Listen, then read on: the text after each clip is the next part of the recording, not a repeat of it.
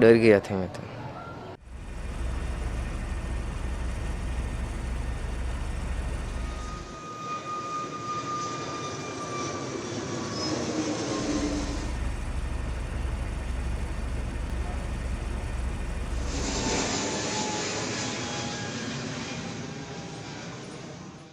आप यहाँ पर कब आए थे और किस लिए आए थे और आपने क्या देखा? હું यहाँ હું यहाँ 12 जून को आया था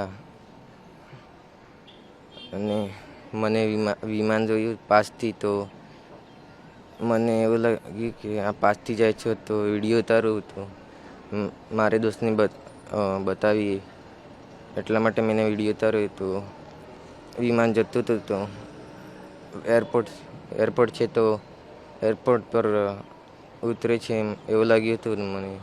હવે નીચે ઉતર્યું તો આગ નીકળી તો ગમ પડ્યો, બ્લાસ્ટ થઈ ગઈ છે. फिर आपने फिर देखने के बाद आपने क्या किया? किसी को बताया, फ़ोन किया या डर गए? डर गया था मैं तो